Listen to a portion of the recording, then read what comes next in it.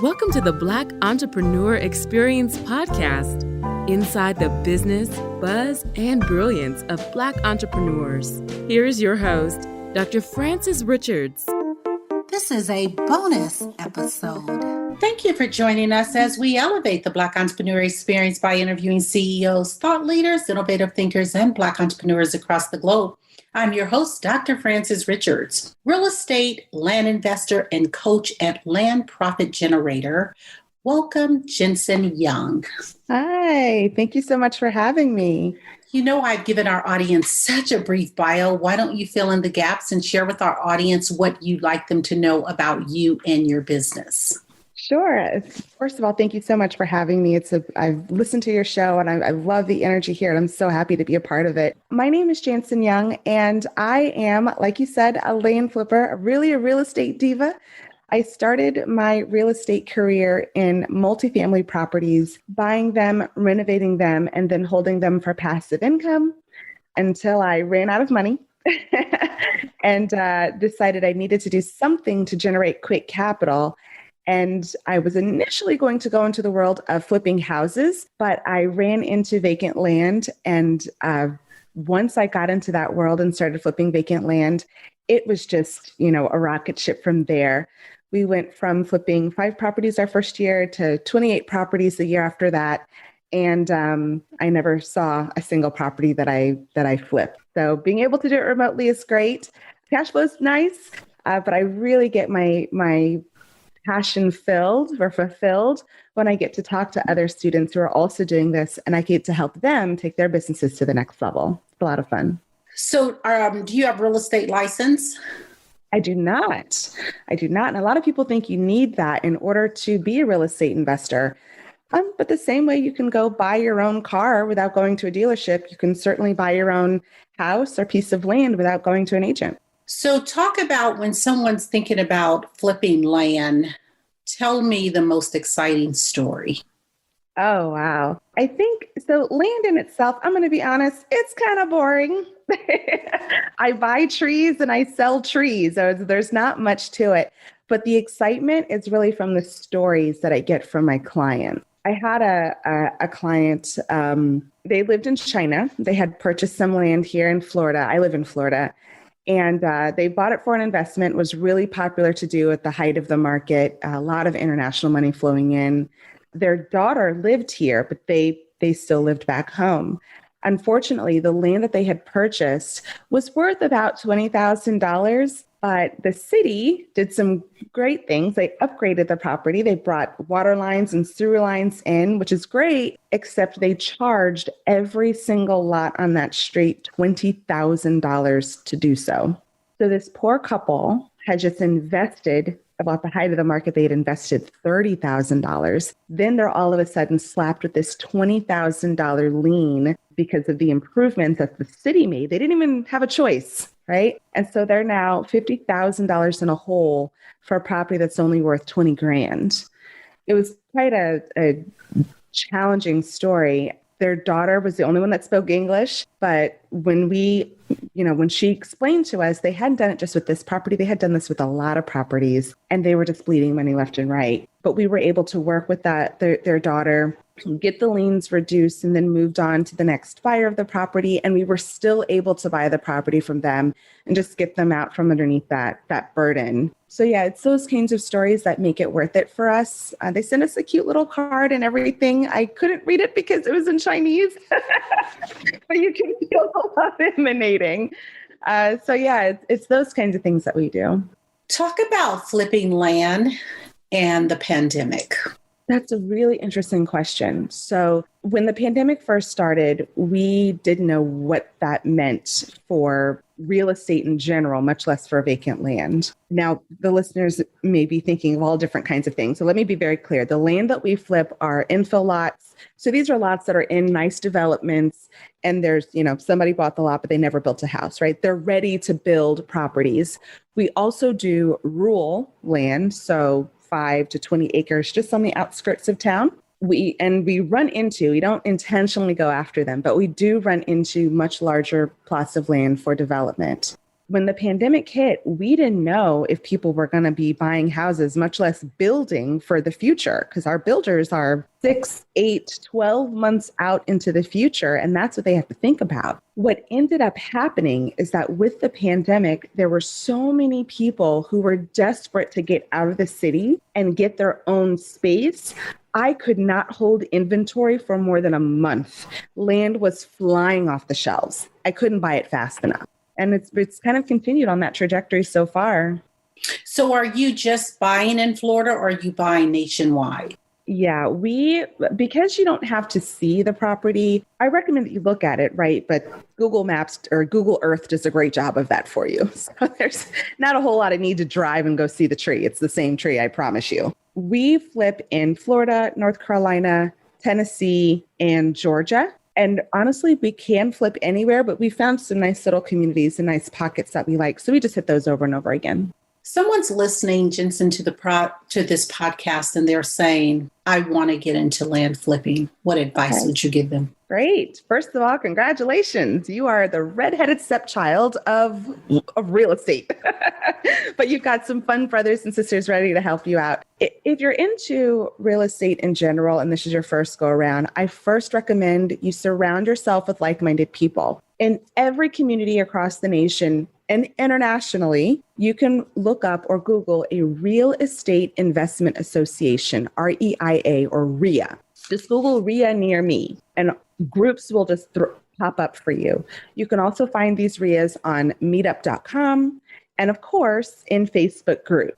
Usually in Facebook, you want to search for things like real estate investment or real estate investing, and you'll see those groups pop up. These groups are an excellent place for you to connect with people who do everything from flipping houses, doing rentals, multifamily, storage unit, and of course, vacant land. It's great to be a part of those communities because when you need private money, it's there. When you're flipping and you need to know who's the good cabinet guy in the area, it's there. When you're buying a piece of land and you're not sure about the area or how fast land sells, other people that can give you that information, they're there. So the number one thing you can do is educate yourself by getting in the room with other real estate investors.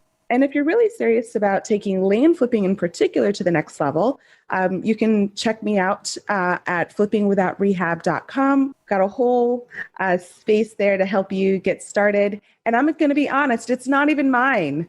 I'm just so very passionate about the people who introduced me to this world that I can't help but share it. What is something that we don't know about land flipping that we should? Ooh, that's good. I think a lot of the misconceptions about land flipping is that it takes forever to sell. I don't know about you, but I've certainly driven along the highway and you see the sign next to some big piece of farm pasture that says for sale, and it's got a little ecosystem growing on it because it's been there so long, right? I think that's what a lot of people think about, but that's usually because the price is wrong or they're waiting for someone who has a really broad vision of the future to take on a project like that. But when you go into the world of land flipping, it's really interesting how many people are waiting anxiously to buy. Let me give you this analogy. My husband has got in his head that he wants a Jeep. I live in Florida. It's hot. I don't like the wind all in my face. I do not understand for the life of me why anyone would want the most uncomfortable ride on the planet and then to get baked at the same time. Apparently, if you go to Facebook or Google, there are people devoted to this brand and it's a lifestyle, they say. I'm like, okay, whatever. Just because Jeep is not my thing doesn't mean there's not a passionate, devoted audience waiting to snap it up. Land is exactly the same way. So when I think about those misconceptions, I think that was the biggest one that I had to get over. I'm not the market. I'm just presenting something that a market that I didn't know about originally already wants and it exists. And I think the second thing that a lot of people, at least that I didn't know when I started flipping land, was how diverse it could be. So I got into land flipping so that I could raise cash really quickly so I could continue to buy more multifamily. But in buying vacant land, I learned techniques like wholesaling, where I buy and sell the property the exact same day, so I never have to bring money out of pocket. I learned techniques like double closing, where it's similar to wholesaling, where I am buying and selling the property the same day, but I am required to bring my own money to the deal.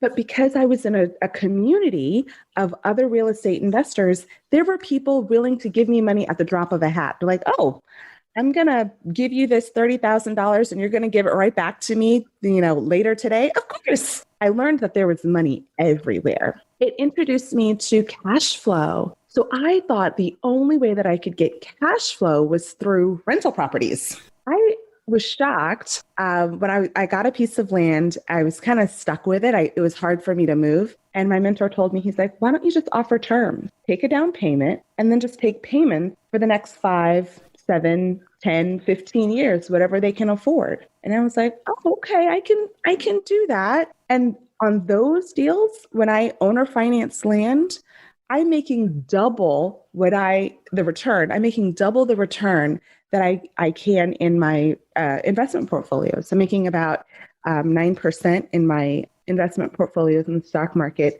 and I'm owner financing my land, usually at about 13%, but with the discounts, it comes out to about 18 or 20% return. So it's really been interesting going into this thinking, I'm just going to make money flipping land one at a time, and then being introduced to this whole world of real estate and so many different methods and ways you could do it to grow your experience and to help people along the way. Talk about business continuity. What is your highest risk as a business owner and flipping land? Ooh, man, you are good questions. All right. So my highest risk in this business right now, and this is a personal fault of mine, is that it is so small. So our business right now is my husband and I, and that's it. We have a few VAs virtual assistants. So those are folks that don't live with us. They're not co-located with us, but we do farm out work and projects to them. But it is a small business.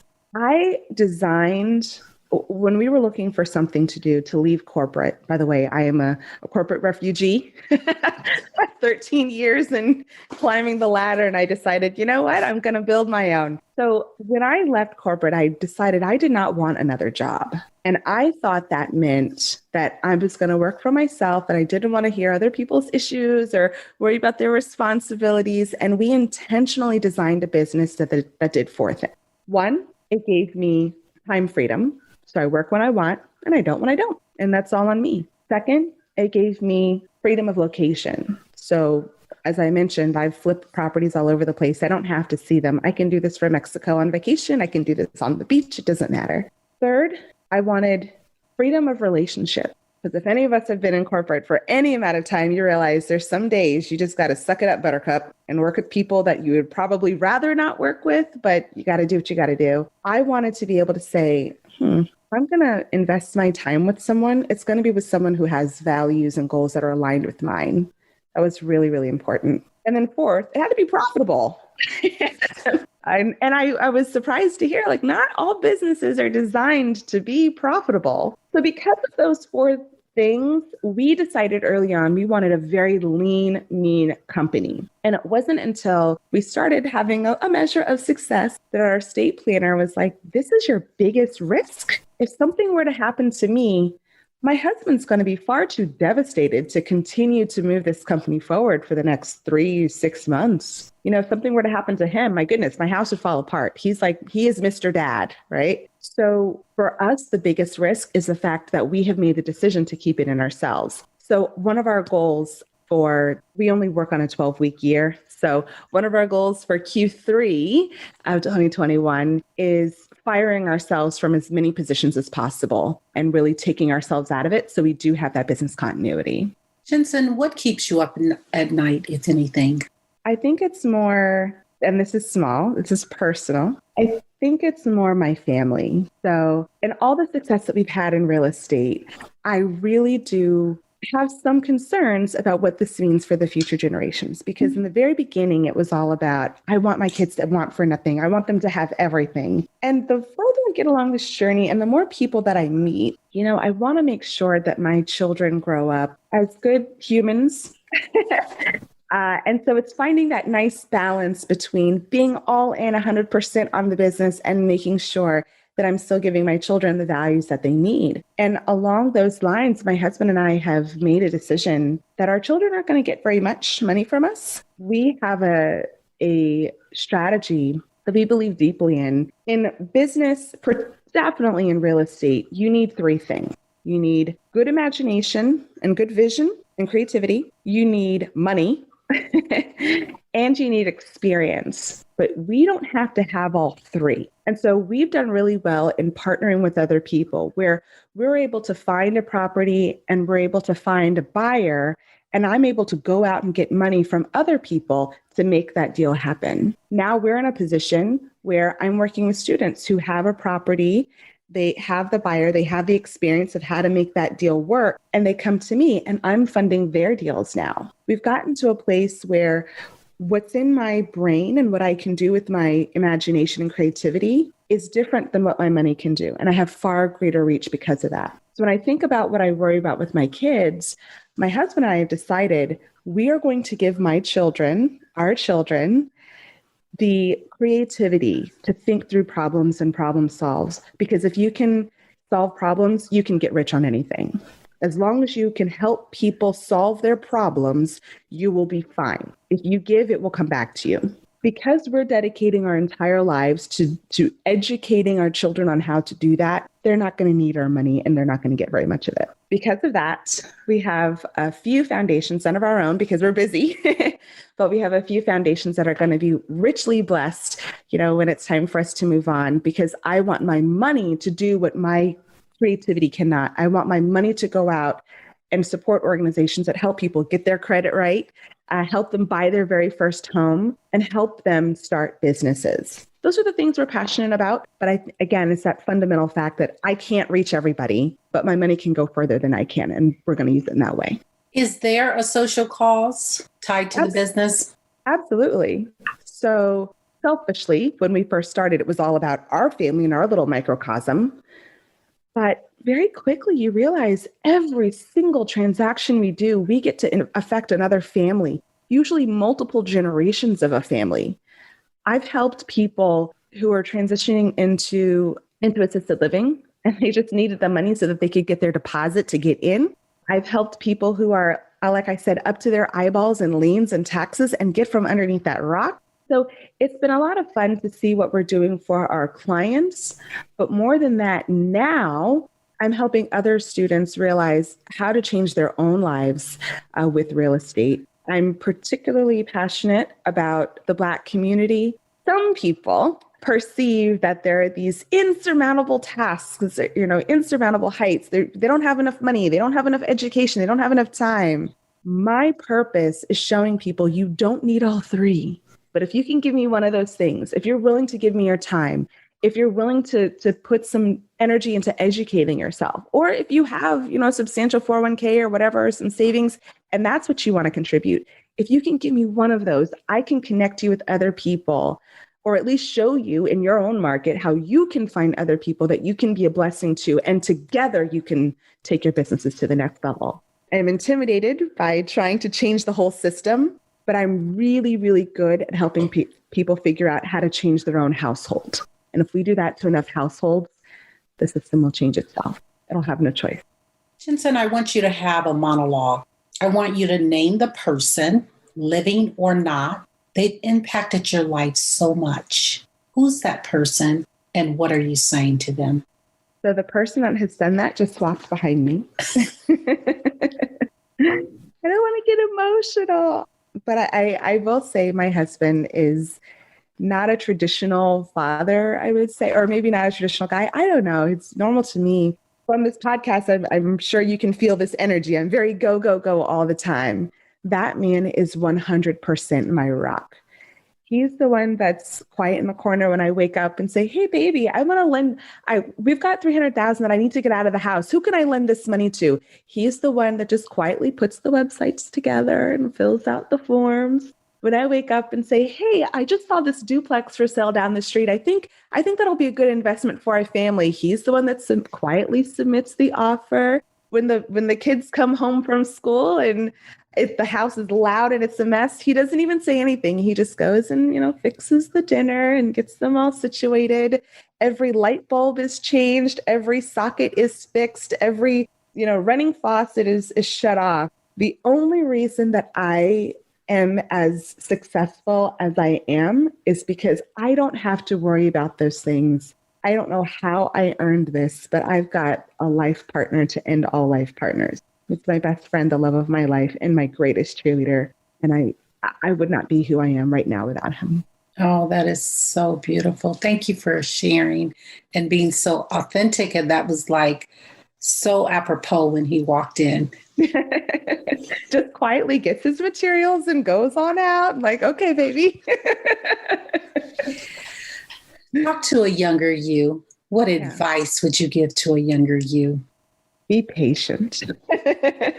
In the beginning, I was very much, like I said, I climbed the corporate ladder for 13 years. Nothing could hold me back. My father raised me to be a business owner, and I pushed back really hard because I saw how you have peaks and valleys, and I didn't want that. I wanted that steady paycheck. There was a turning point that pushed me into entrepreneurship, but if I were talking to myself again, I would just say, honey, you're on the right track. You got it. Just relax. Everything that you want is coming to you. That which you are seeking is also seeking you. So walk in faith, take steps. That'll direct everything. You just got to keep moving forward and just don't stress out about it. Talk to Daddy about him pushing you towards entrepreneurship. Yes. So my father is, he's a serial entrepreneur, but for some reason, I think maybe it was just the consistency or the persistence. Every year there was another thing that we were working on, right? And so we did credit cards, we did like washing services, their mortgages. He did that during the height of the market, right? He was a mortgage broker. So all these little side hustles he always had. And he always instilled in us, you have to have a business. It's good for tax cuts, and you never want to rely on someone else 100% for your income.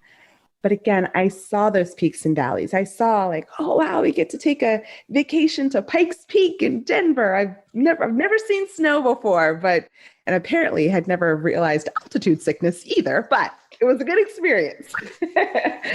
But then I also saw when they lost their home, because they're so attuned to living in the moment. That scared me. And it scared me into a very safe lifestyle because although I was rah-rah for the highs, I was not ready for the lows. I'm glad I experienced that with them though, because on this side, after having, paid my dues in corporate, like seeing how larger organizations structure themselves from HR and insurance and policies and bureaucracies, I was able to take that with my father, that conversation for 30 years doesn't go away, right? But when I was able to step out, I did so, but I had a lot of guardrails up, a lot of policies and procedures. And even now, my husband and I have stopgaps. Like if we have to touch this bank account, like it's DEFCON 5, like we're, so we do have our safety nets in place that we've built for ourselves. But it's funny how after fighting that prophecy on your life for so long, it's like, oh, well, life's just going to take you there one way or another. And so I'm really happy to have had that example in the beginning to give me the confidence of where I am right now. Talk about that moment when you gave your notice and left corporate America. Okay. So I'm going to go back to the decision of the more important side is when I decided to leave corporate America. So I was on a really good path throughout the organization. I had been tapped on the shoulder to work on some high-level projects. I had good management trajectory. And our CEO at the time did a town hall and mentioned that it had been a really good week for him. He had just taken vacation with his daughter, 5 whole days off. They went down to Peru, to Machu Picchu. It was a great time. And he's like, it was really, really special because it was the first vacation I had taken in 5 years. And I was like, oh, where I'm headed, I'm not sure I like that destination. So that's when I decided it's not quite right. I don't know how to fix it yet, but that was when I was like, something's off. And then the second space, my husband and I started working towards passive income. We read a book by Robert Kiyosaki called Rich Dad, Poor Dad. It's very popular. And in that book, it talks about how to build your wealth using real estate. And we had started to make those steps. When George Floyd passed away, was murdered, there were a lot of conversations happening in our office. And I really commend my prior employer for taking this issue head on and not just posting a black square on Instagram. I mean, they went through extensive effort, not so much for outside training, but to get their Black employees together with upper management so we could share our stories and our experiences in small groups authentically.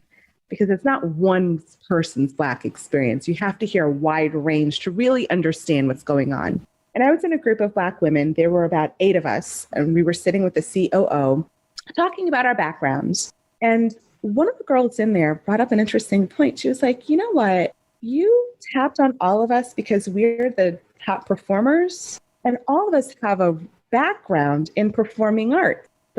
I was a cheerleader. I was been on stage a lot. There were actors in there, high school actors, people who did, plays in school.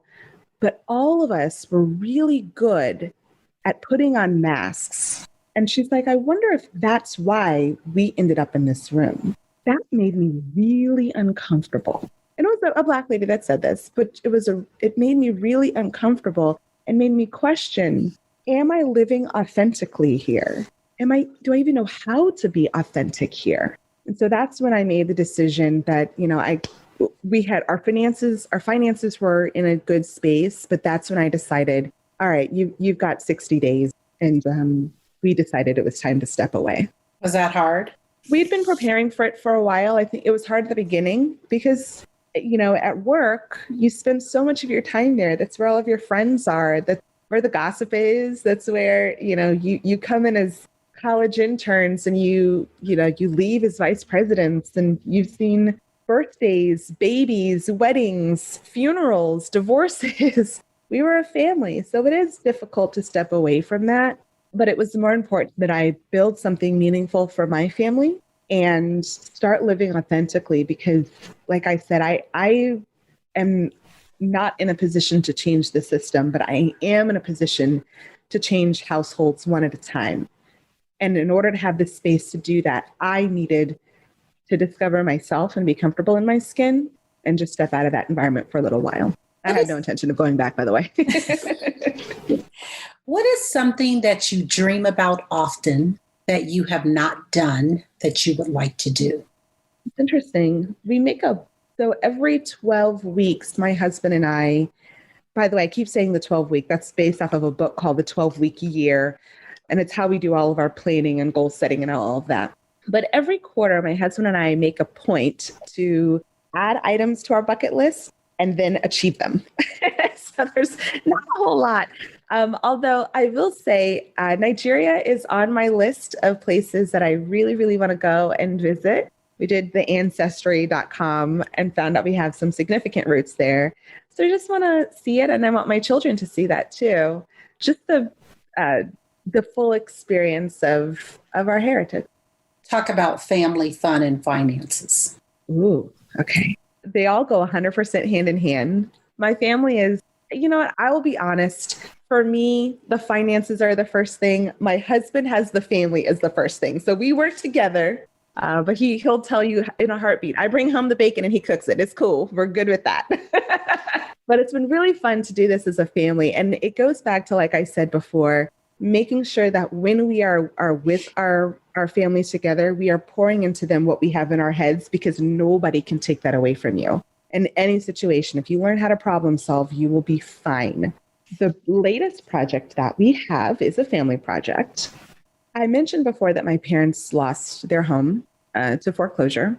It was an extension of the housing bubble bursting. They had loans taken out against the value. And then, it's the same story that we've heard all across America, but it finally caught up. And they'd have been living with us since about a year before COVID.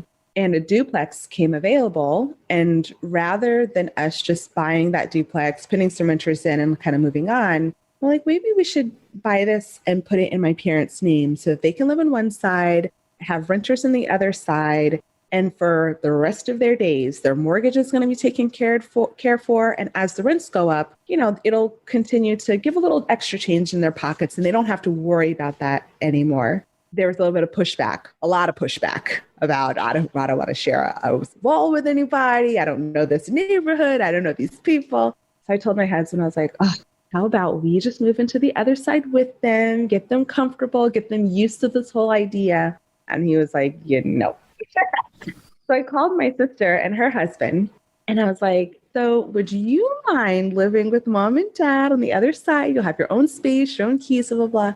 And, my sister was just like, who told you to call me? I was like, what does that mean? She's like, we're about to put our house up on the market because this mortgage is just killing us. Who told you to call me? And I was like, first of all, don't sell. don't do that. They've got a beautiful home and a great market. So they all into that house that they have right now, they were paying about $1,700 with the HOA and everything. And when I looked at the research, I was like, well, I think you can get maybe like $1,600 a month for it. So you're going to be a little bit in the hole, but you're going to save so much money by living in the duplex with our folks. It'll be fine. It'll be a wash. And, you can move on with your life and keep your house. I recommended, I went to a Rehab that's local here, and I asked for a property manager. He went over to the place and got them $2,200 a month, sight unseen, from a family moving in from out of state, and they were rented immediately. So now my sister is net positive on her house that was burning a hole in her pocket, and she was about to give it up. Now she's got all of the support. My sister has 3 children. So my parents live right next door, tons of family support. And that property is in a family trust for all 3 of us. So when they decide to move on to another property and they rent out their unit, now they're getting passive income. That was what was so exciting for me. I'm just giving them the down payment as a little gift, but I want them to experience what it's like to get money without a job. Even if it's just a little bit, because once they get hooked, they're hooked. and it's that, yes, it's that duplex that I truly believe is going to change the trajectory of an entire generation. So I'm of our whole family line. So I'm really excited for that. The word is listening. What is that resounding sound or message that your generation is saying that we should be listening to? There's a lot of voices. And so I guess if you look at Black Lives Matter, if you look at Me Too, or even the whole issue of student loans and this crushing debt, just having to start from so far behind the line. I think what our current generation is asking us to do is to keep an open mind. They're asking for more progressive thinking. My concern, though, is making sure that we're prepared for what that new progressive world looks like. So I'm not opposed to those ideas. I think it's crucial that we have those conversations. But I understand guys that have lived their whole lives, 40, 50 years in a certain dynamic in the way they talk to women and the way they treat women. And suddenly it's like, oh, by the way, this whole time we didn't like it. I understand that. But now we have to be prepared for when you're dating, or does he hold the door open for you? Like, I'm not saying it's right, wrong, or otherwise, but when you do speak up, it doesn't just stop with, I spoke up and now it's on you to figure out my problem. No, we all have to come to the table and figure out, what do relationships look like now? What does proper correspondence look like in those types of relationships? I'm going to say the same thing about Black Lives Matter. This kind of comes and goes, right? So we had Reconstruction, we had the civil rights, and now we're having Black Lives Matter coming. It's not enough for us to have our voices heard in the street and then not be ready to support policy that makes lasting change. Celebrate the wins. I'm really excited for Juneteenth. I've celebrated it for years as my tradition, but I'm super excited that all of America gets to celebrate this because it truly is a part of all of our story. So I celebrate those little symbolic wins, but at the same time, we all need to be prepared to not get tired, not get exhausted. This is a long journey. And please, please, please let your voice be heard at the voting box. The streets is great to get attention, but change happens when you vote. And if you are truly, truly passionate about it, I do encourage my more progressive, or even if you're conservative, it doesn't matter one way or the other. If you have a voice and you want it to be heard, take it from the streets. Actually put yourself out there and run on the ballot. We need you to be the change we're looking for. It sounds so trite, but it's true. Redo. Talk about an event in your life that you want to redo and why. That's difficult for me to answer because everything that I've done has led me to where I am, good and bad. I did an exercise on Michelle Bosch is a really good friend of mine. She's actually one of the co-founders of the Land Profit Generator method. And in a women's group, she asked us to just relax and go back to who we were 10 years ago.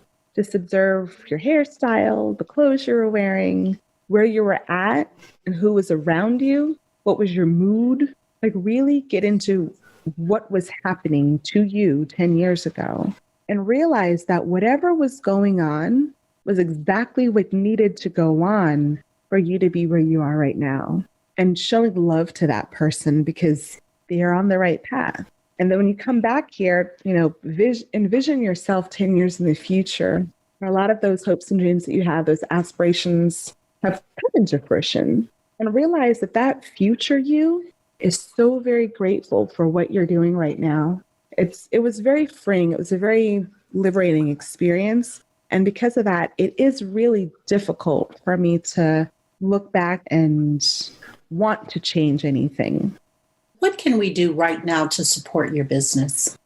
I appreciate you all wanting to support my business. You can connect with me on flippingwithout.rehab.com. And from there, you can find all of my social media just to connect. And I appreciate you wanting to do that. But I want to empower you to make changes. So if anything I've said today resonates, if you are, have a little bit of money in your retirement accounts and you want to put it to work, make that work harder for you, I want to help you do that. If you are sitting in corporate and it's not really your thing and you're looking for a way to build passive income, I want to help you do that. You don't have to sign up for a program.